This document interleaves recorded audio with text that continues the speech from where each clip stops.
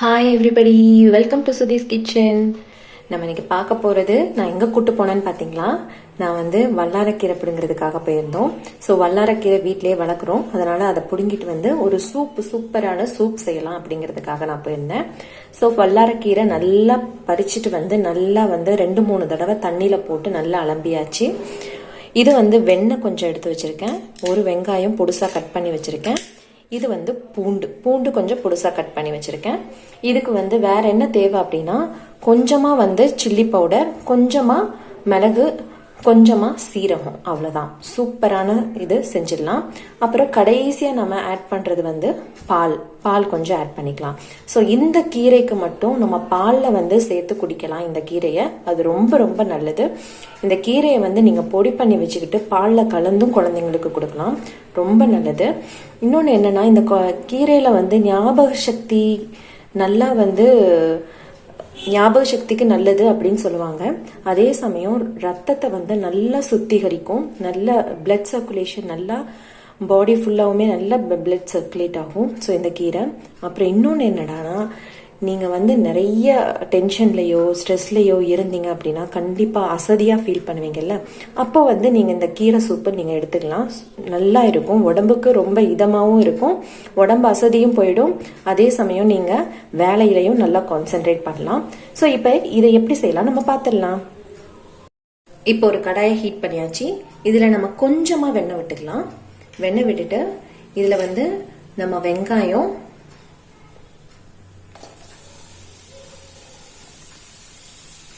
அப்புறமா இந்த கீரையை நம்ம முழுசா எடுத்து வச்சிருக்கோம். இப்பதான் அதை நல்லா கட் பண்ண போறோம். ஸோ முன்னாடியே கட் பண்ணி வைக்காதீங்க கீரையை. எப்ப செய்ய போறீங்களோ அதுக்கு 2 மினிட்ஸ் பிஃபோர் நீங்க கட் பண்ணா போதும். இப்போ கட் பண்ணி நம்ம இதை போட்டுடலாம். அதுக்குள்ள வெங்காயம் நல்லா வதங்கட்டும். இதுல பூண்டும் சேர்த்துடலாம், நல்லா வதங்கட்டும்.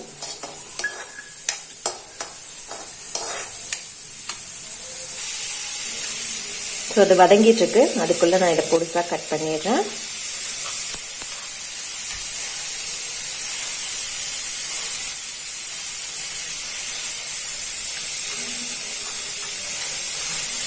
ரொம்ப பொடுசா கட் பண்ணணும்னு அவசியம் கிடையாது. இது நல்லா வதங்கிறதுக்காக நம்ம இப்படி கட் பண்றோம். இது ரொம்ப ரொம்ப உடம்புக்கு நல்லது. குழந்தைங்களுக்கு கண்டிப்பா கொடுங்க இந்த மாதிரி டிஷ்ஷஸ் எல்லாமே.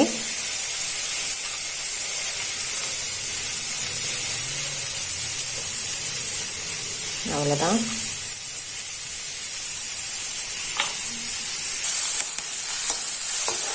பாருங்க, இது நல்லா வதங்கிடுச்சு. இப்ப இதுல கொஞ்சமா சீரகமும் மிளகும் சேர்த்துடலாம். முழு மிளகு இல்லைனாலும் மிளகு தூள் கூட சேர்த்துக்கலாம். பாருங்க, இதுல மிளகும் சீரகமும் கலந்து நான் இதுல சேர்த்துறேன். இதையும் நம்ம நல்லா ஃப்ரை பண்ணலாம். ஸோ மீடியம் ஃப்ளேம்ல வச்சு நல்லா ஃப்ரை பண்ணிடுங்க. இப்ப இது நல்லா ஃப்ரை ஆயிடுச்சு. இதுல நம்ம எடுத்து வச்சிருக்கிற இந்த கீரையை சேர்த்துடலாம். இப்போ கீரை சேர்த்த உடனே கொஞ்சமா தண்ணி வெளியில வரும் பாருங்க, அதுலயே இதை வதக்கிடலாம். லேசா வதக்கினா போதும், ரொம்ப வதக்கணும்னு தேவை கிடையாது. இது நிறைய நேரம் வதக்காதீங்க எப்பயுமே கீரையை. அண்ட் இன்னொன்னு என்னன்னா, கீரையை நல்லா மூடி போட்டும் வேக வைக்காதீங்க. எப்பயுமே கீரை பச்சையா இருக்கிற மாதிரி தான் இருக்கணும். அது கலர் சேஞ்சே ஆகக்கூடாது. ஈவன் கீரை மட்டும் கிடையாது, கொத்தமல்லி கீரை, புதினா கீரை எல்லாமே இப்படிதான். அதோட கலர் சேஞ்ச் ஆகாத மாதிரி குக் பண்ணாதான் அதுல இருக்கிற நியூட்ரியன்ஸ் எல்லாமே நமக்கு கிடைக்கும். லேசா வதக்குனா போதும். இதை இப்ப நம்ம அரைச்சிட்டு வந்துடலாம். இது நல்லா ஆற வச்சுட்டு நம்ம மிக்சியில நல்லா அரைச்சிட்டு வந்துடலாம். ஸோ குழந்தைங்களுக்கு கொடுக்குற மாதிரி இருந்தால் நல்லாவே மிக்சர்ல போட்டு கிரைண்ட் பண்ணிடுங்க. இல்ல பெரியவங்க தான் சாப்பிட்றாங்கன்னா கொஞ்சமா கோர்ஸாவே நீங்க அரைச்சிக்கோங்க. நான் அரைச்சிட்டு வந்துடுறேன். பாருங்க, இதை நான் நல்லா அரைச்சிட்டேன். இப்ப நம்ம பேன்ல கொஞ்சமா வெண்ணெய் விட்டுக்கலாம். கொஞ்சமா வெண்ணெய் சேர்த்துக்கலாம். இப்போ நம்ம அரைச்சி வச்சிருக்க கலவையோட கொஞ்சமா தண்ணி சேர்த்து நல்லா தண்ணியா கரைச்சி வச்சுட்டு இதுல நம்ம ஊத்த போறோம்.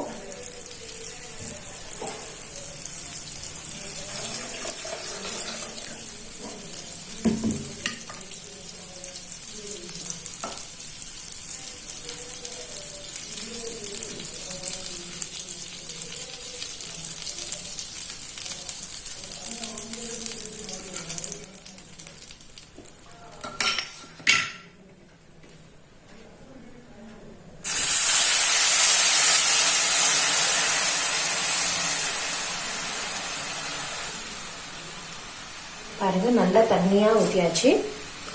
பார்த்தீங்கன்னா நல்லா இந்த கன்சிஸ்டன்சியில இருக்கு.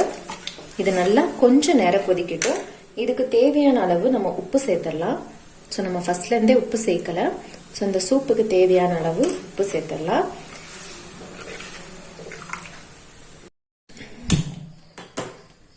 பாருங்க இது நல்லா கொதிச்சிட்டு இருக்கு. நல்லா கொதிக்கட்டும். கொதிச்சதுக்கு அப்புறமா நம்ம எடுத்து 1 கப் பால் எடுத்து வச்சிருக்கோம், அதையும் நம்ம ஆட் பண்ணிடலாம். நல்லா கொதிச்சிட்டு இருக்கு பாருங்க. இதை நல்லா சிம்ல வச்சுட்டு நீங்க வந்து பால் ஊத்திடுங்க. இதோட நல்லா மிக்ஸ் ஆகட்டும். அவ்வளவுதான், நம்மளுடைய சூப்பரான வல்லாரக்கீரை சூப்பு ரெடி ஆயிடும். பாருங்க கலரே எவ்வளவு அழகா இருக்குன்னு. இந்த கீரைக்கு மட்டும் ஒரு சிறப்பு என்னன்னா, நம்ம இந்த கீரையை வந்து பால்ல வந்து நம்ம கலந்து சாப்பிடலாம். மற்ற கீரைங்கள்லாம் வந்து பால் உணவு எடுத்துக்கும் போது கீரை சாப்பிடக்கூடாதுன்னு சொல்லுவாங்க. ஆனா இந்த கீரையை மட்டும் நீங்க பால்ல கலந்து கூட குடிக்கலாம். ஸோ இது வந்து ஒரு க்ரீமி டெக்ஸ்டர்ல இருக்கும் இந்த சூப்பு. ஸோ குழந்தைங்களுக்கு கண்டிப்பாவே பிடிக்கும் இந்த சூப்பை கொடுக்கும் போது. நீங்களும் இதே மாதிரி ட்ரை பண்ணி பாருங்க. ட்ரை பண்ணி பார்த்துட்டு எப்படி இருந்துச்சுன்னு சொல்லி கமெண்ட் செக்ஷன்ல கமெண்ட் பண்ணுங்க. பாருங்க நம்மளுடைய சூப் ரெடி ஆயிடுச்சு. இதை வேற பவுலுக்கு டிரான்ஸ்ஃபர் பண்ணிடலாம். பாருங்க சூப்பரா நம்மளுடைய வல்லாரக்கீரை சூப்பு க்ரீமி ஸ்டைல்ல ரெடி ஆயிடுச்சு. நீங்களும் இதை செஞ்சு பாருங்க. எப்படி இருந்துச்சுன்னு சொல்லி கமெண்ட் செக்ஷன்ல எனக்கு கமெண்ட் பண்ணுங்க. இந்த வீடியோ உங்களுக்கு பிடிச்சிருந்தா என்னோட சேனலை லைக் பண்ணுங்க, ஷேர் பண்ணுங்க, கமெண்ட் பண்ணுங்க. முக்கியமா சப்ஸ்கிரைப் பண்ண மறக்கவே மறக்காதீங்க. சப்ஸ்கிரைப் பண்ணிட்டு பக்கத்துல இருக்க பெல் ஐக்கானையும் பிரஸ் பண்ணிடுங்க. அப்பதான் நோட்டிபிகேஷன் உடனே கிடைக்கும். ஸோ இதே மாதிரி சூப்பர்பான வீடியோஸ் நம்ம சேனல்ல அப்லோட் ஆகணும்னா நீங்க என் சேனலை பார்த்துக்கிட்டே இருங்க. இன்னொரு சூப்பர்பான வீடியோல சந்திக்கலாம். Until then, bye from Sudhi's Kitchen.